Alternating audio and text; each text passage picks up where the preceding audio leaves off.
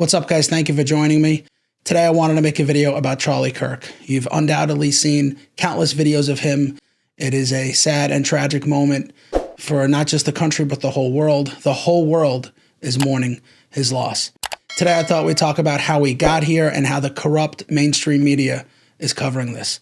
We're going to start with MSNBC. Well, I mean, he has certainly been front and center on a lot of the more divisive social and cultural issues that have driven the MAGA movement. I mean, you talk about trans rights, a lot of issues around racial justice. He has taken the sort of contrarian, more MAGA approach to a lot of these issues, and he has, he's been pretty inflammatory in his rhetoric. But talk to me about the environment in which a shooting like this happens. Yeah, and again, I emphasize what you just emphasized. We don't know any of the full details of this. That we don't know if this was a supporter shooting their gun off in celebration, or so we have no idea about this. Hold on a second. A supporter shooting his gun off in celebration? You cannot be serious. That was a kill shot. You thought this was some guy who just accidentally let a round go and it got him in the neck? I know you don't believe that. You just want to go after his supporters. You do the same thing with Trump. You no longer go after the person you disagree with. You attack their supporters.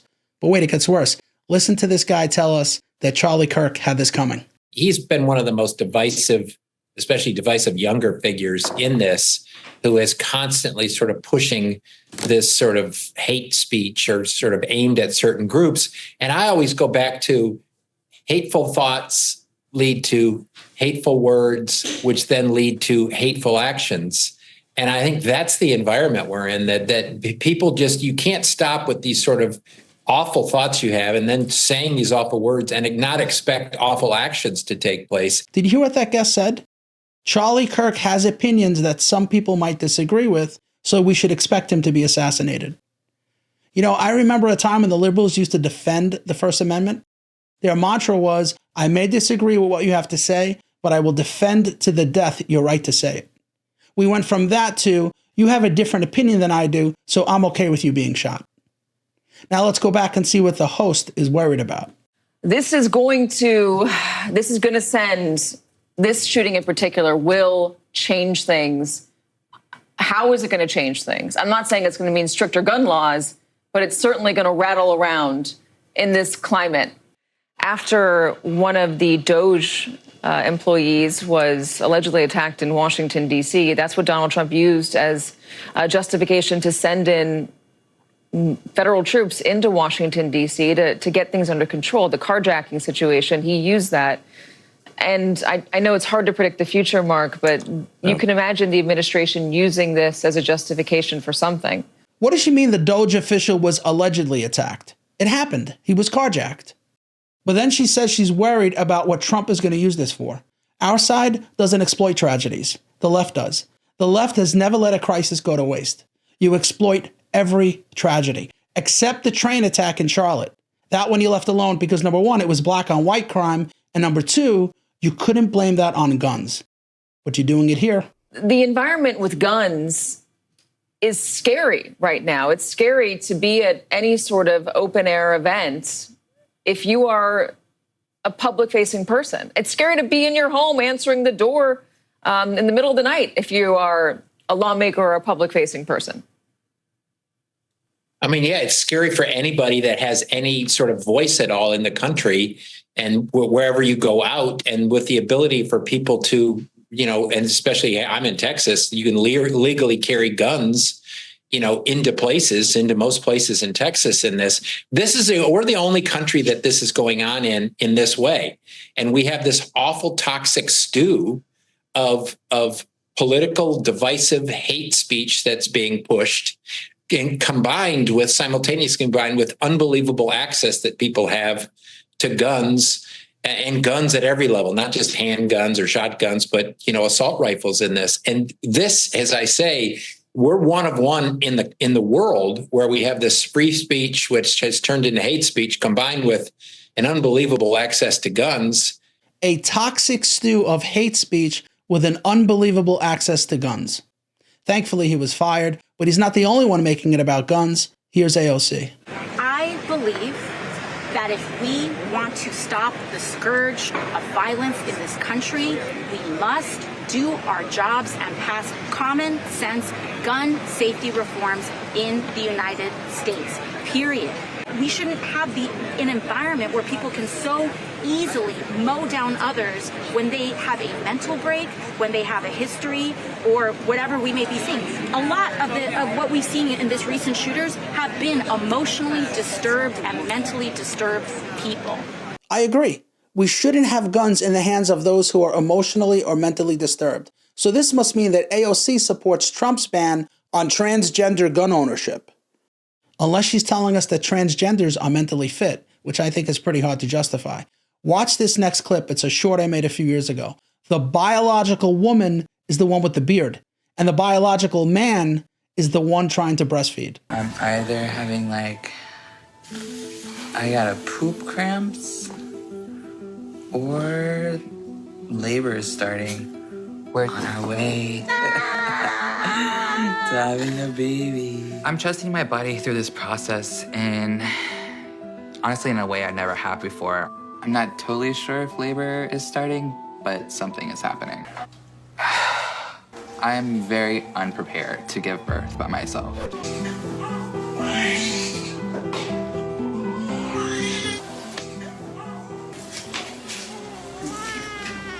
The baby has been able to latch, but I've not been able to produce any milk. Trans women can be mothers. We are mothers. I'm your mother.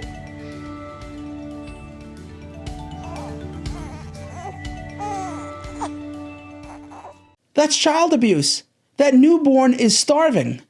I have no idea why this is accepted. But what do you think about those two people, AOC?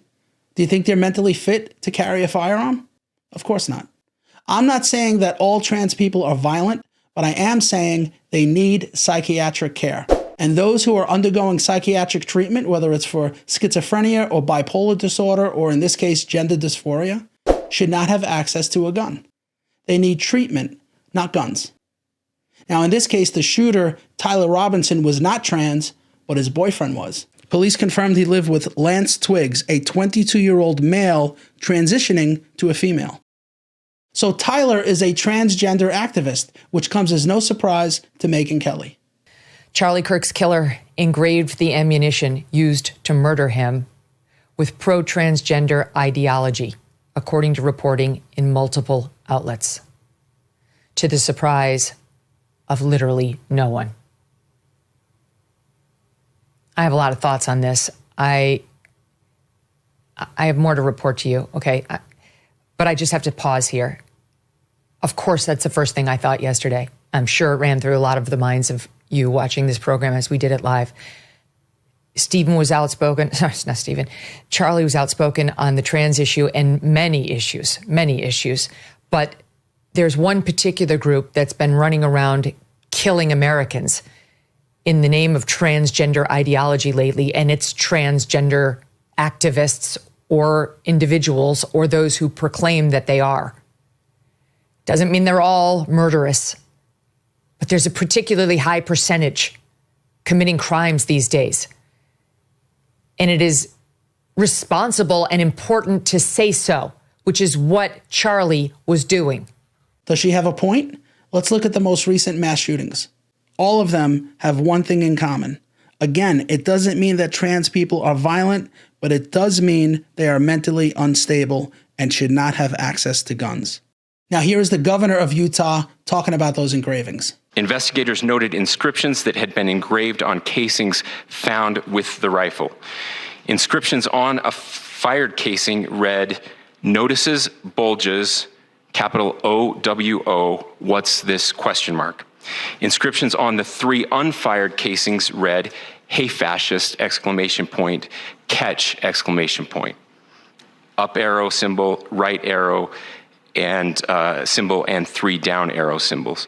A second unfired casing read, "Oh Bella Chow, Bella Chow, Bella Chow, Chow Chow." So notices, bulges, what's this is from the trans community. It's when someone appears to be female, but when you get up close, you realize he's male. The arrows he's talking about comes from the gaming community. It's from a game called Helldivers 2 and represents the dropping of an 1,100-pound bomb. But the other two messages are pretty easy to figure out. The Hey Bella Ciao is an old Italian anti-fascist song, and Hey Fascist Catch is pretty self-explanatory. So it is clear that this shooter was a part of, or at least inspired by, Antifa. Hey Fascist Catch? You can't get any clearer than that. But listen to how CNN described these engravings.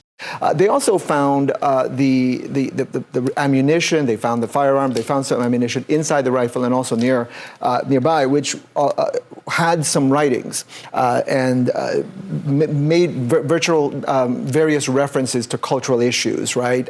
And we don't know what they mean. The investigators don't know what they mean. They found some initials written on some of the ammunition, some of the parts of the rifle. And again, they don't know whether this is a motive, whether this refers to the reason why this was done. Made references to cultural issues. Trans ideology and Antifa are now cultural issues. More lies from the mainstream media. They are just like the Democrats. And remember, the Democrats not only refuse to condemn Antifa, they deny they exist. I hope this is the end of this hearing, Mr. Chairman, and that we don't have to listen to any more of your rhetorical speeches. Thank you very much. I'm leaving. She still did not say a negative word about Antifa, nor has any Democrat here. You're welcome to say something negative about Antifa right now. I think that I've covered the subject quite well. You are not listening. Okay, she declined to speak, so that is the position of the Democratic Party. There's violence across the whole country. Do you disavow the violence from Antifa? That's happening in Portland right now? There's riots. That's a myth that's being spread only in Washington, D.C. About Antifa in Portland? Yes. Sir, there's videos everywhere online. There's fires and riots. They're throwing fireworks at federal officers. It gets crazy, Mr. Nadler. I'll tell you what. Somebody's got to do something about Antifa and the left, because this is not a right-wing problem. This is a left-wing. FBI director This is a left-wing problem. White supremacist. Antifa's an idea, not an organization. Oh, you got to be not kidding. militia. That's what his FBI, FBI director said. Well, then you know what? No, we're done, sir. Now let's go back to AOC. Listen to her make the assassination of Charlie Kirk about Donald Trump and January 6th. Living in a time of extraordinary and growing political violence in the United States. I mean, we were on the steps here on January 6th when a mob attacked this Capitol. Is that sick? Making Charlie Kirk's death about January 6th? Pritzker did the same thing. This is right after they announced that he died. Political violence, unfortunately, has been ratcheting up in this country. We saw the shootings, the killings in Minnesota. We've seen other political violence occur in other states. And I would just say it's got to stop. And I think there are people who are fomenting it in this country. I think the president's rhetoric often foments it. We've seen the January 6th rioters who clearly, have tripped a new era of political violence. Is that not absolutely disgraceful? Blaming Charlie Kirk's death on Trump? Charlie and Trump were not only great friends, but Trump referred to him as his son. And now you're blaming Trump for his death? It is disgusting. But they can't help it. They have to blame everything on Trump. And guns. They need to blame the guns. Saying the gun killed Charlie is like saying the knife killed Irina Zarutska. And I said this in my last video, but I'll say it again. Saying guns kill people is like saying scalpels perform abortions. It is not the gun, it is not the scalpel. It is the person holding it that does the killing.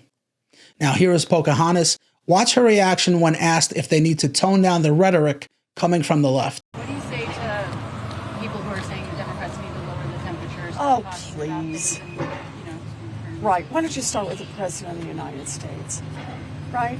Let's start with the rhetoric coming from the president. Okay, here you go. Most importantly, and I mean this from the bottom of my heart, Trump is a threat to this nation. Donald Trump and the MAGA Republicans represent an extremism that threatens the very foundations of our republic. This MAGA crowd is really the most extreme political organization that's existed in American history. We must be stronger, more determined, and more committed to saving America. than the MAGA Republicans are destroying America. There's no question that the Republican Party today is dominated, driven, and intimidated by Donald Trump and the MAGA Republicans. And that is a threat to this country. Charlie Kirk was assassinated because of his ties to President Trump. And every time you call Trump a fascist or Hitler, you are calling his supporters fascists or Nazis. Now you know why he wrote the word fascist on the bullets. And Joe wasn't the only one saying it. Here's Kamala. For weeks, you have been calling Donald Trump unstable, unhinged. You've called him dangerous. You've quoted General Milley recently, who called him a fascist.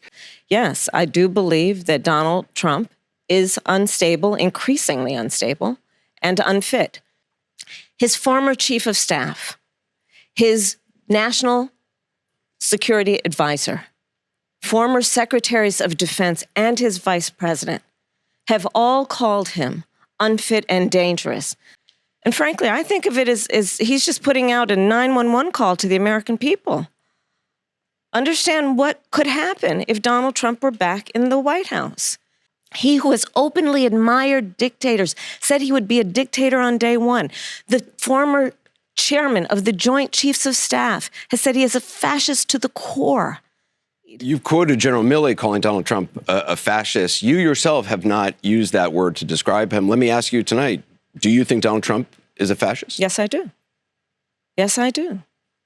If you wondered why the shooter thought Trump and his supporters like Charlie Kirk were fascists, now you know. But just in case you're not totally convinced, here is Joe Scarborough. He kept a collection of Hitler's speeches by his bed, according to his first wife, in a Vanity Fair article. Oh. And you can hear it in his words. You can see it at his rallies. That's exactly the direction he's going. He's going doubling, tripling down on fascist Hitler-like rhetoric. It's amazing how the Democrats and the liberal media are always telling us that words matter, but they have no problem with this rhetoric. Now let's go back to AOC, where she not only claims that Trump is a fascist, but also says he's running concentration camps at the border. This is a crisis for ourselves. This is a crisis on if America will remain America in its actual principles and values, or if we are losing to an authoritarian and fascist presidency. And so I think that is, I don't use those words lightly. I don't use those words to just throw bombs. I use that word because that is what an administration that creates concentration camps is. A presidency that creates concentration camps is fascist. And it's very difficult to say that because it is very difficult to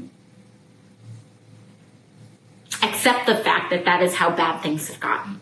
But that is how bad things have gotten. Can you do me a favor? Can you go to YouTube and type in Auschwitz or just type in concentration camps and watch some of that footage? The Nazis tortured and killed millions of people, a lot of them children. I wish I could put into words how incredibly irresponsible, disgusting, and unfair it is to disgrace those victims by drawing an equivalency between those concentration camps and the way illegals are treated today. It is rhetoric like this that got Charlie killed. Even someone as dumb as AOC should know better. Now, when they weren't blaming Trump directly, they were blaming Republicans. Not everyone took to his words or his rhetoric. You know, at times, they were offensive to specific communities. But with that said, this is not the time to focus on that. We are focused on this tragedy. Speaking of this tragedy, is this a moment for your party to reflect on political violence? Is it a moment for us to think about the responsibility of our political leaders and their voices and what it does to the masses? Is this a moment for your party to reflect on things Republicans say that can lead to political violence? I can show you 1,000 examples of Democrats inciting political violence, and this idiot is trying to blame Republicans. he's part of the corrupt media.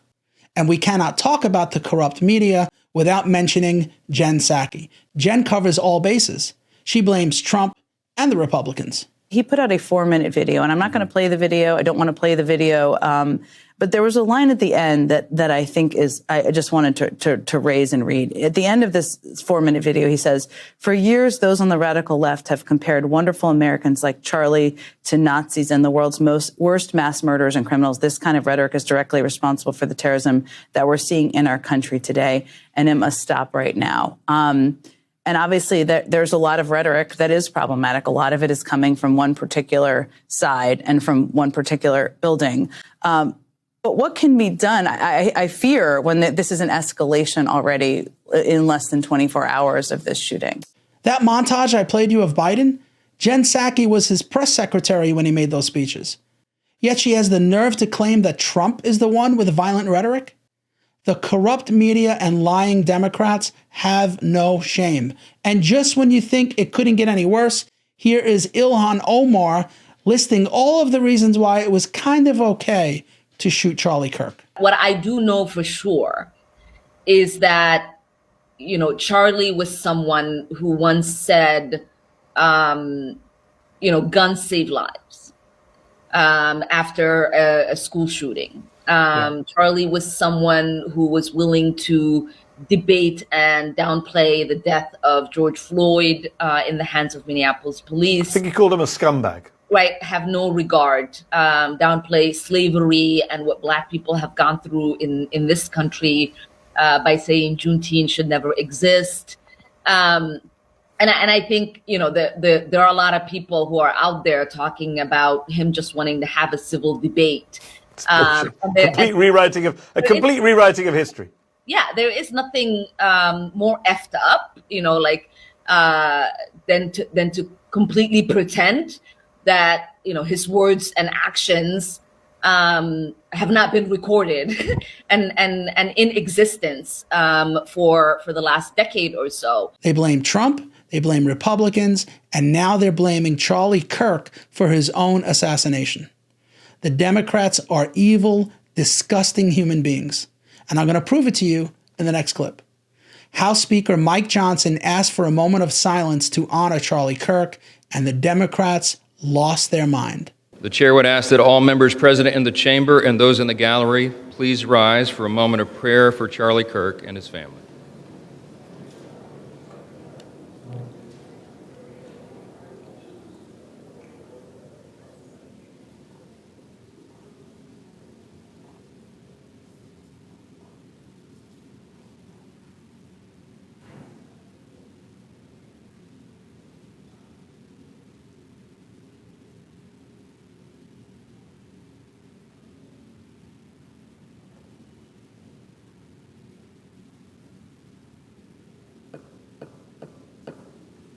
So far, so good, right? They agreed to a moment of silence.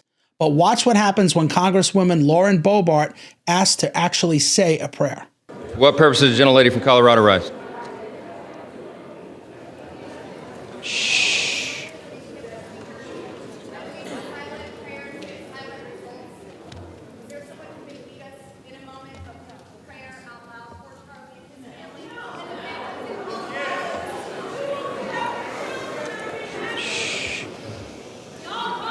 Let's wait a minute. The House will be in order. The House will be in order. Shh. The House will be in order. Shh.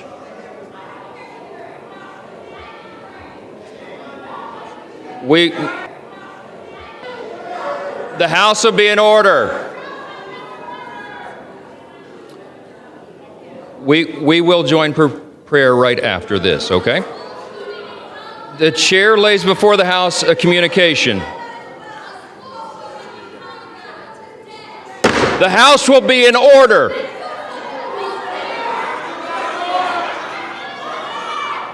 The Democrats are evil and they hate God. And if I haven't proven it to you yet, I will in this next clip. Watch their reaction after their party agreed to add the word God to their platform.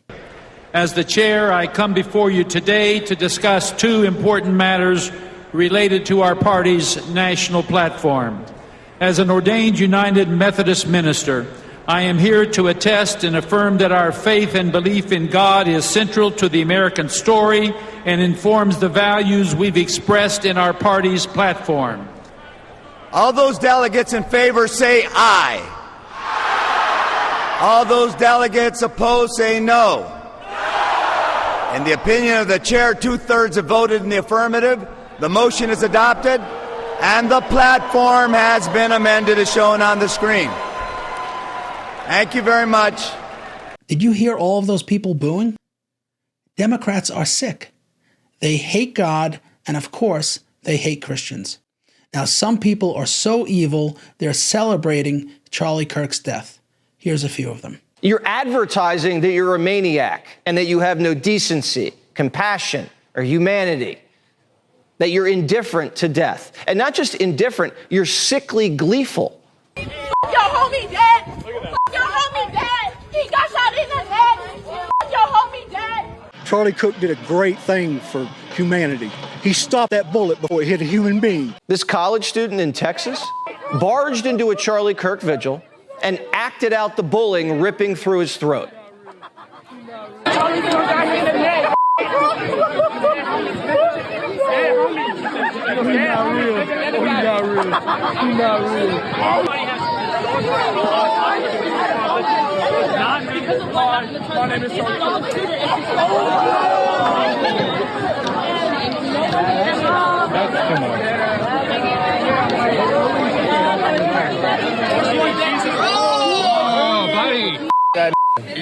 Texas State University just expelled that clown.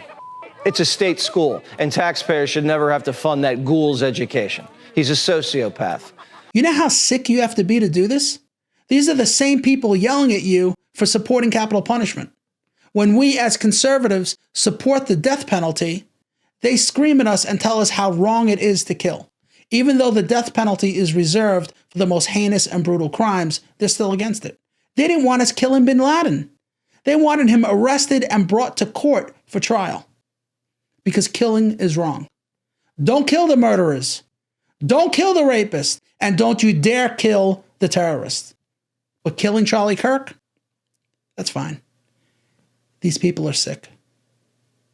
That's all I got for you on this one. Thank you for staying to the end. If you're new to the channel, please consider subscribing. It'll motivate me to make more. God bless Charlie Kirk. I honestly hope that he's in a better place. Thank you again, and I hope to see you on the next video. Fox News decides Donald Trump is president of the United States. We've got our republic back, folks. Let's go. There it is. Everybody should remember this moment. Look, I'm gonna echo Charlie from earlier. Remember where you were when this happened. Charlie, you should have emotion. You totally reformed the GOP. You totally said, listen, we can't forfeit the mail-in ballot. You said it's time to actually participate. And look what you guys have done. If anyone deserves to get tears in his eyes, it's Charlie.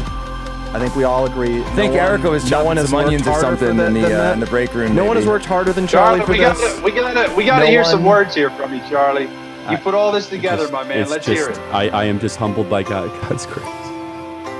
It's all God. It's all God. God alone. God alone. That's all I can say.